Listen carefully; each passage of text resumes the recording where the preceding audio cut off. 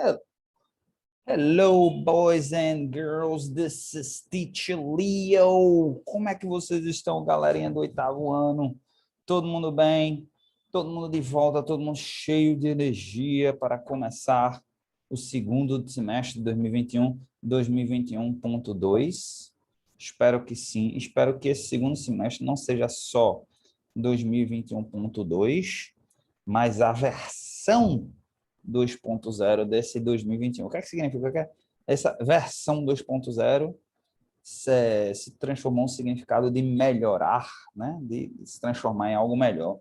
Sempre quando você cria uma nova versão, pelo menos em teoria, é que essa versão seja uma versão melhor da versão que era. Então, tomara que seja dessa forma.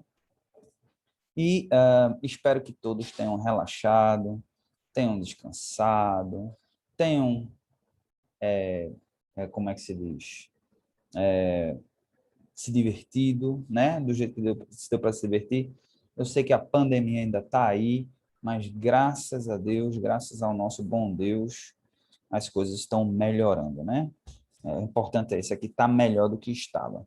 Está resolvido, o problema está 100% resolvido? Não, mas a gente pelo menos pode ir tocando a vida e se Deus quiser ainda nesse semestre, né, o governo permita que a gente possa ter os alunos de volta, né, 100% em sala de aula, na sua totalidade, porque escola é isso, escola é vida, escola é interação, escola é socialização, escola é integração. Tá? Então é isso aí. Vamos lá, vamos, espero que todo mundo, eu sei que é a primeira semana, está todo mundo meio assim, ainda se acostumando, é com todo mundo, isso acontece com todo mundo, mas vai melhorando, não é verdade? Então vamos lá. A gente vai falar sobre a diversidade do continente americano hoje. Esse aqui é o nosso tema de hoje, tá certo? E a gente, o continente americano dividido em três partes, né? A gente tem a América do Norte, a gente tem a América Central e a gente tem a América do Sul. A gente vai começar pela América do Sul, que é onde nós estamos localizados, né? Então vamos lá. The five biodiversity hotspots of South America. Então, vamos falar um pouquinho dos hotspots, né? Hotspots é aquele lugar que é quente, é aquele lugar que é top, né? Para gente tratar desse determinado assunto. Olha, a gente começa aqui com a imagem linda desse é um tucano. Olha, se não for, parece muito um tucaninho, né? E não tem bichinho, não tem animal mais bonito e que melhor represente o nosso Brasil, né? O tucano, o arara, né? Esses animais realmente são animais espetaculares. Então, a gente começa aqui, ó, primeiro de tudo, the Amazon Rainforest, né? Não tem como a gente deixar de fora, né, a floresta mais importante do planeta Terra, não é verdade?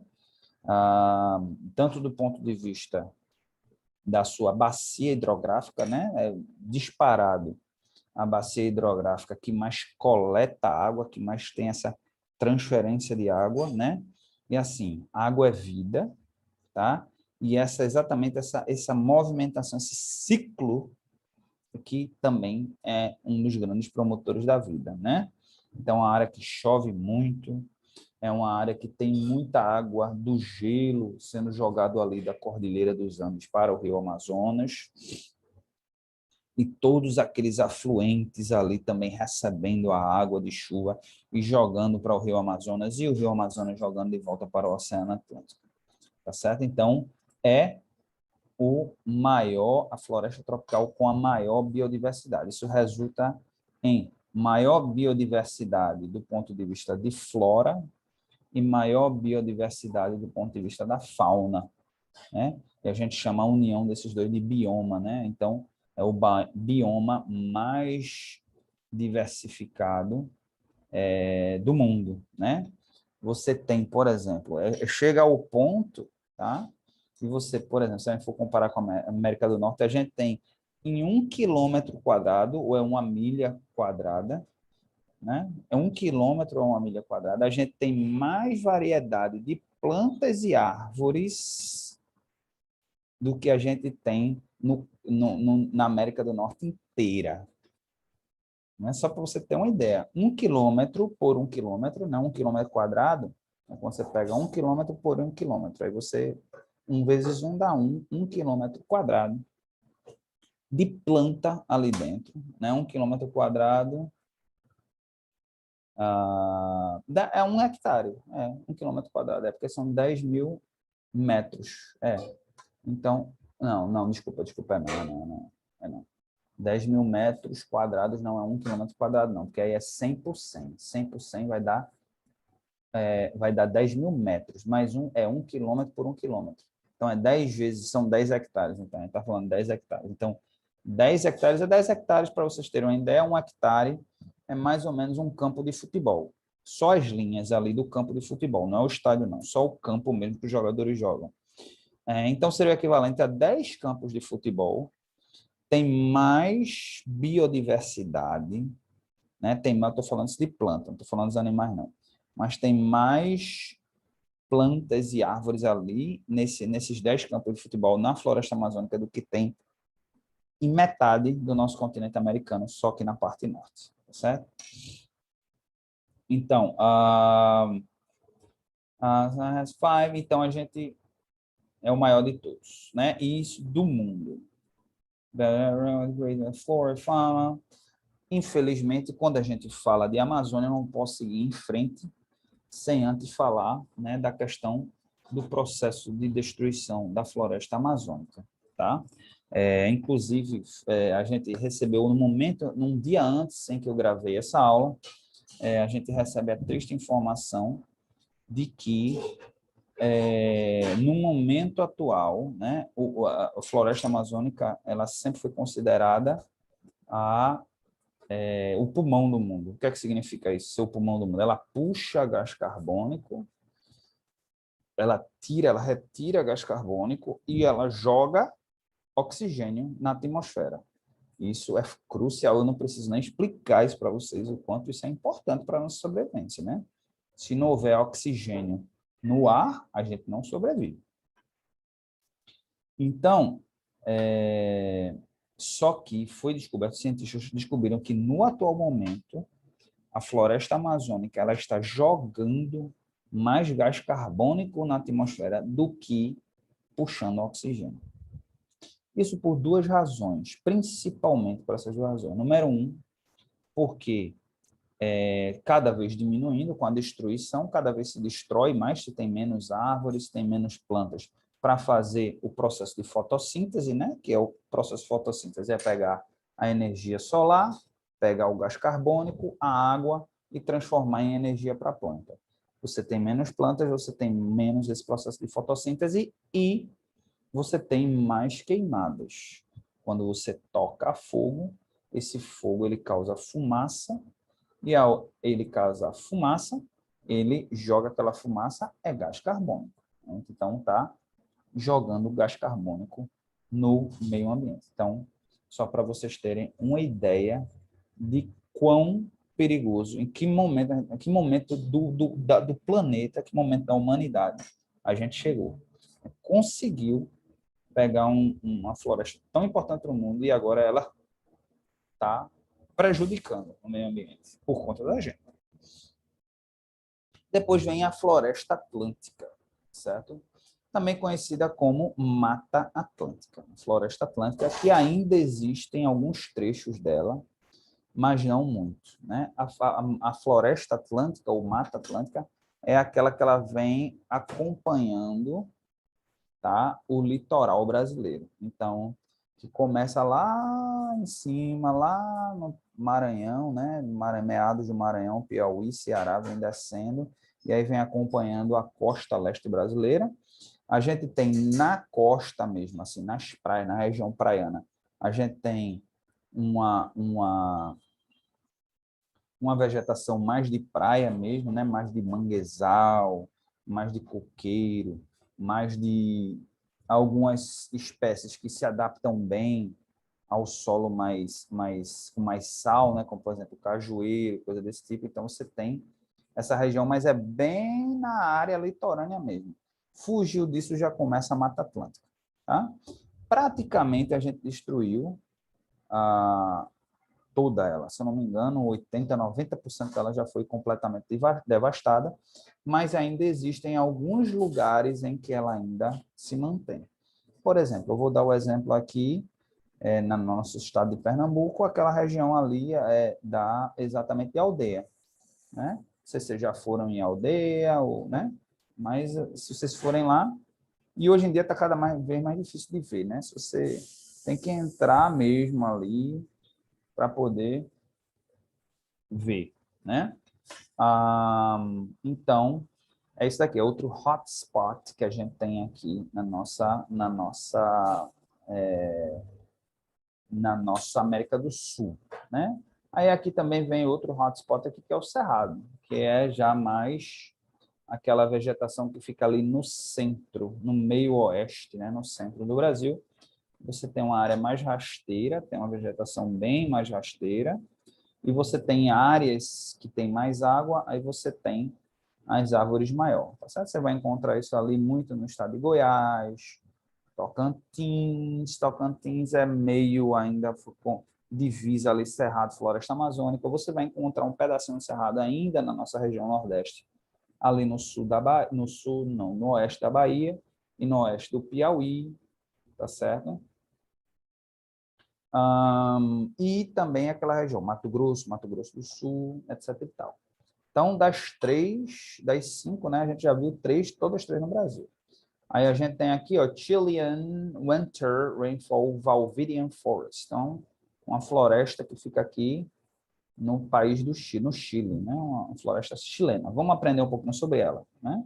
Rainfall, então tem uma floresta de inverno, chama de floresta de inverno. Winter Rainfall são South America, West Coast. Então é como se fosse uma floresta, é como se fosse uma espécie de Mata Atlântica, mas Mata Atlântica lá do lado do Oceano Pacífico, né? Então, e o Chile, né?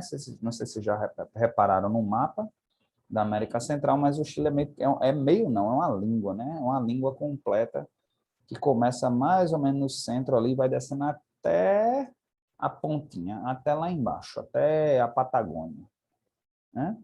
Então, você tem também, ó, aqui você não vai ter a biodiversidade que você encontraria, por exemplo, na nossa Mata Atlântica, que ali é uma região um pouquinho mais fria, por conta ali da Cordilheira dos Andes, e etc e tal.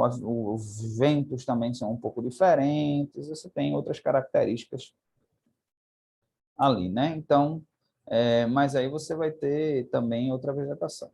Aqui a gente tem Tumbes Choco Magdalena. Então, onde é que fica essa região aqui? Fica na Ilha Galápagos, né? Quem não conhece, nem quem nunca ouviu falar ou não sabe da Ilha Galápagos, é uma ilha que pertence ao país do Equador, e ela ficou muito famosa porque foi lá nas Ilhas Galápagos que Charles Darwin desenvolveu a sua teoria da evolução, né? Foi lá que ele verificou, como é uma ilha muito isolada, então ele foi para lá. Eu não sei os detalhes disso, podem perguntar mais ao professor.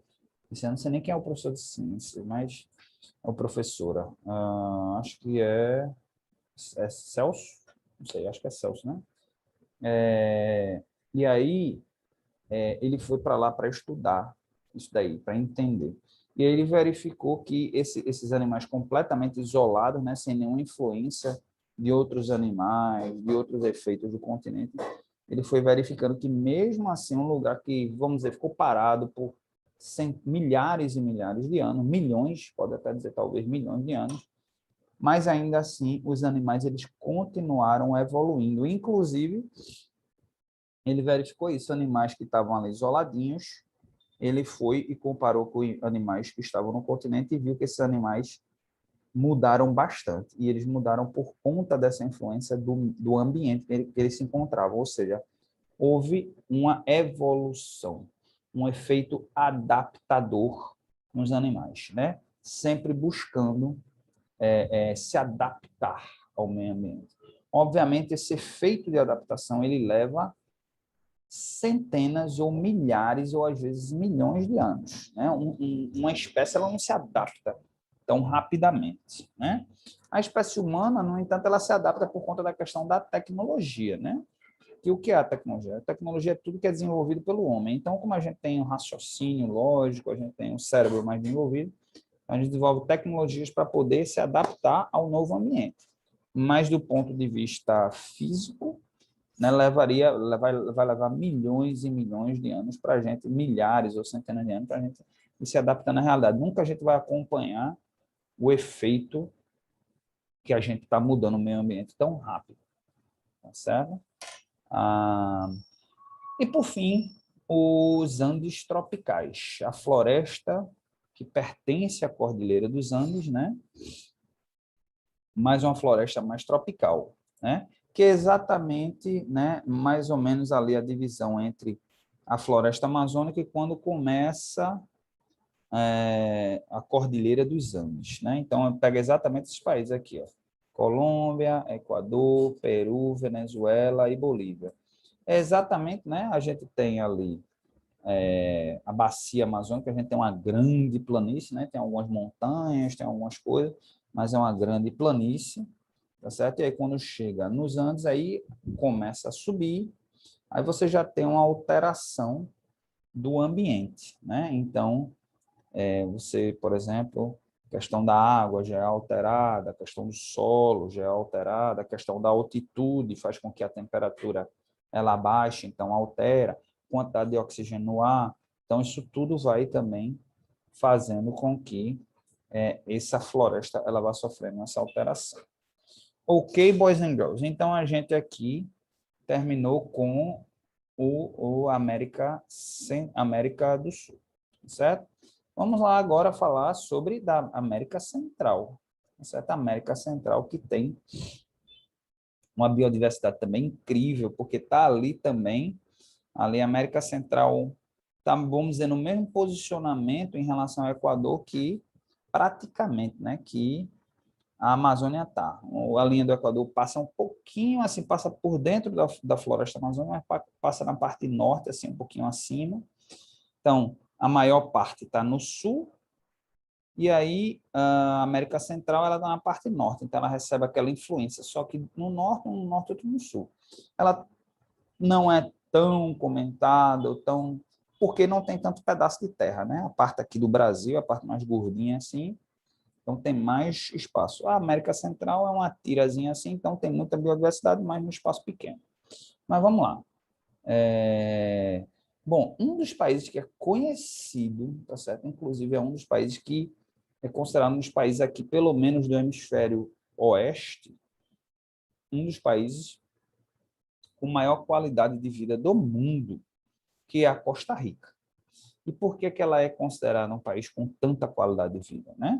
Primeiro, que ela tem um sistema social bem interessante, né? Segundo, porque ela recebe também muitos dólares, né, vindo dos americanos, muitos americanos, eles vão para Costa Rica para ter, ela tem uma indústria do turismo muito forte, e isso faz também cria uma indústria de moradores muito forte, ou seja, pessoas que moram nos Estados Unidos vão para Costa Rica para morar, quer seja em busca de qualidade de vida, quer seja quando se aposentam e aí tem uma renda, o custo de vida é mais baixo, a qualidade de vida é melhor, né? E também, mas isso também por conta da preservação da biodiversidade. Então, veja outra oportunidade econômica que o Brasil perde. Porque qual país no mundo tem a biodiversidade que o Brasil tem? Pouquíssimo, se não nenhum, né? E a gente poderia explorar isso do ponto de vista turístico. Não, a gente prefere destruir para poder fazer plantação de soja, para poder fazer plantação de milho, para vender para os outros, porque não é nem para o benefício de nós brasileiros, para o benefício de alguns. Esses estão ficando milionários, mais milionários, mas o resto da população, né? Eu acho que vocês já devem ter o quê? Na faixa de 13 para 14 anos, então vocês devem estar acostumados a ouvir os pais de vocês comentando o preço das coisas, como as coisas não param de crescer, tudo ficando caro, tudo, né? Então, qual o benefício que a gente está tendo? A gente está desmatando, a gente está plantando mais do que nunca, a gente está colhendo mais do que nunca, a gente está batendo um recorde de plantação, recorde de grãos. E cadê o resultado disso para o povo brasileiro? Nenhum, porque é tudo exportado. Aí vai se falar, não, bateu o recorde da balança comercial. Entrou não sei quantos bilhões de dólares no Brasil. Tá, mas como é que isso se reverte para a gente? Se esse dinheiro viesse para o governo brasileiro, viesse para o povo brasileiro, ótimo. Ele vai para a mão de poucos. Esses poucos dinheiro é deles, eles fazem o que eles quiserem. Se eles quiserem reinjetar aqui no Brasil, reinjeta. Mas o que a maioria faz é ou deixar guardado, rendendo para eles, ou gastar com eles. Tá? Então, a gente tem a Costa Rica, né, que é um grande, a gente tem também o Panamá, também, que já foi um país, né, mais complicado, mas hoje em dia é um país bem mais organizado, tem uma parceria forte com os Estados Unidos, porque ali passa o Canal do Panamá, foi construído, né, o Canal do Panamá, tá? Então, tem uma relação mais organizada por conta disso. A gente tem também a Guatemala, que é outro país ali também, que tem uma biodiversidade incrível, né? A gente não tem muitas informações de como as coisas funcionam lá, né? Mas vamos lá, vamos para as ameaças. As ameaças na América Central. Então, desmatamento, né? Está existindo na América Central, e é importante que a gente entenda que desmatamento em lugar nenhum do mundo deve ser feito, que a gente destrói o bioma e a gente precisa desse bioma para sobreviver. Não acho que a gente não precisa, a gente precisa dos animais e a gente precisa da diversidade também para a gente sobreviver. Então, estima-se que hoje 80% da vegetação na América Central é de agricultura. Tá? Então, a gente tem problemas, por exemplo, como caça ilegal, né? E também vendas de animais silvestres. Também é uma ameaça grande ali para aquela região, tá certo? Várias espécies, ó, como o parrot, né? Que é o papagaio e macacos, são capturados e vendidos como pets, né? Crocodilos e cobras também são destruídas, né, para exatamente serem vendidas como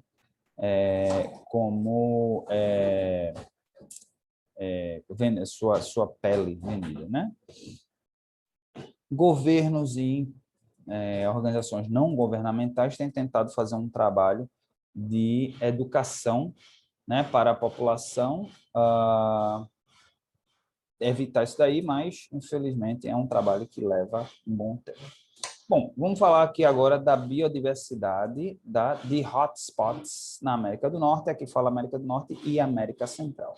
Olha que imagem linda, né? Aqui, ó, The California Floristic Province. É casa de 2.000 espécies de plantas. Olha só, isso daqui é a costa da Califórnia, né, que é o mar, né? O mar é o Oceano Pacífico. Tá certo? E você veja já de cara que biodiversidade linda, ok? Então, a gente, obviamente, não vai encontrar a mesma quantidade de biodiversidade que a gente vai encontrar na América do Sul, lá na América do Norte, por conta da questão do clima, tá certo? É uma região um pouco mais fria, e aí, quanto mais frio vai ficando, mais difícil fica de sobreviver. Eu acho que a explicação é mais ou menos essa. Você vai ter algumas espécies que vão se adaptar a essa alteração do clima, porque a questão do frio é isso aqui, o clima ele oscila demais. Vai fazer frio demais e vai fazer calor demais. E aí poucos são as espécies que conseguem sobreviver a essa alteração tão grande, né? Mas ainda assim é importante que seja preservado, tá certo? Então, ela está sendo altamente ameaçada por conta da urbanização, desenvolvimento, poluição e doenças, né? Como sempre, quanto mais desenvolvimento a gente tem, mais existe uma tendência de destruição. Obviamente, aí muita gente vai pensar assim, professor, então para ter preservação, a gente não pode ter desenvolvimento? Não. Hoje existem soluções para ter ambos, para ter desenvolvimento e para ter preservação. O problema é o seguinte, é que as pessoas, é que não existe força de vontade política para fazer isso acontecer, tá certo? Não querem, porque vai gastar mais, porque vai custar mais e o lucro vai ser menor. Então, a ganância, na verdade, o que acaba prevalecendo, boys and girls, é a ganância. Eu quero mais, eu quero ganhar mais, eu não quero perder um pouquinho do meu lucro, não, né? E, na verdade, alguns estudos estão mostrando que até isso já não funciona mais. Quando você investe em preservação, quando você investe em produtos orgânicos, né, você acaba mais na frente. Agora, o problema é que as pessoas, além de ganância, têm visão de curto prazo. Porque se você investe agora, mais na frente você vai tirar o benefício disso daí. Né? Então, é uma luta extrema para a gente colocar na cabeça das pessoas. Então, vamos lá, a gente tem California Floristic Province, que fica ali, ó, como eu disse, ali na região do Pacífico, né, na costa norte-americana, que tem um clima bem mediterrâneo, um clima parecido ali com aquela região do Mediterrâneo ali na Europa, que é aquela região ali onde fica Portugal, Espanha, Itália, França, Grécia, países que estão ali ao redor do mar Mediterrâneo, certo? Então, vários tipos de planta nativa, mais de 3.000, né? 2.100 são endêmicas, ou seja, estão ameaçadas. Ok? Bom, vamos lá. Qual é o próximo? A gente teria o Madrean Pine Oak Woodlands. Então, a gente tem the world's richest, most terrestrial ecosystem found in the higher elevation mountain range of Mexico. Então, aqui também a gente tem um ecossistema que fica ali nas montanhas do México, assim como no Arizona e no Novo México. Era bom que tivesse uma... Eu vou aqui colocar aqui no Google para a gente ver imagens, né? Imagem... Aqui, pronto. Aqui a gente tem imagens. Tá? Tem imagem de como é que funciona. E aqui a gente, nesse mapa aqui, a gente pode ter uma ideia da extensão dela aqui, ó. Quer dizer, ela vai aqui do sul do México e ela vai se estendendo até aqui, meados aqui da fronteira com os Estados Unidos. Então, aqui é o estado novo, aqui, desculpa, é Arizona, Novo México, e aqui é o Texas. Então, a maior parte dela realmente está aqui no México, mas ela ainda pega um pedacinho aqui do Arizona, do Novo México, quase nada, do Texas um pedacinho, e ainda aqui se reflete um pouquinho aqui, ó, nessa parte aqui do México, né? Digamos assim, como é que a gente chama? Esqueci o nome, esse pedaço assim, quando sai para fora, tem um nomezinho. Cordilheira não, esqueci agora. Bom, depois eu falo. Então, aqui a gente tem, ó, olha aqui as imagens das árvores gigantescas, né? Árvores gigantescas, tá certo? Dentro desse ecossistema, certo? E também a gente tem mais fininhas assim, Pine Oak. A gente chama de Pine Oak. Tá certo? Então, pega aqui também, aqui tem uma imagem melhor. Pega um pedaço da Arizona, né? E por aí vai. Tá certo? E a gente tem também a Mesoamérica, certo? Que fica, aqui já é aquela região, já voltou aqui a falar da América Central, tá certo? Ok, boys and girls, então é isso. A gente vai ficando por aqui na nossa aula de hoje, tá certo? E como homework, o que é que vocês vão fazer? Vocês vão escolher um desses hotspots que a gente viu, pode ser América do Sul, pode ser América Central, pode ser América do Norte, ou pode ser um outro hotspot que por alguma razão não comentei aqui, não estava aqui nos websites. Vocês vão pegar, escolher um desses hotspots e fazer uma pesquisa sobre ele, uma pesquisa de 1 parágrafo, 2 parágrafos no máximo, tá certo? E você vai depois colocar no Google Tradutor e você vai postar lá no Class App para a gente dar uma olhadinha nisso daí e a gente dar um feedback, tá certo? Gostaria de desejar a todos e a todas uma ótima volta. Nossa, sei que essa primeira semana é a semana da preguiça, a semana de corpo ainda se readaptando à nova realidade, mas se na segunda, terceira semana as coisas começam a clarear, a gente já começa a se acostumar, a gente passa até a gostar desse novo ritmo, e realmente espero que a gente entre num processo, pelo menos a gente entre num processo de novo normal, ou seja, de volta ao novo, à vida normal, mas de um novo normal, né? Quem sabe um dia até a gente parar de usar essa bendita máscara, né? Não vejo a hora de se acabar. Ok, boys and girls, então o Teacher Leo vai ficando por aqui. Não se esqueçam, né, de fazer o liberada, né, na sexta-feira, de fazer ainda na sexta-feira. Deixa isso para o fim de semana, não. Deixa o fim de semana para descansar. Faz logo hoje, tá certo? Já posta logo, tá bom? That's it for today, and I see you guys around. Bye.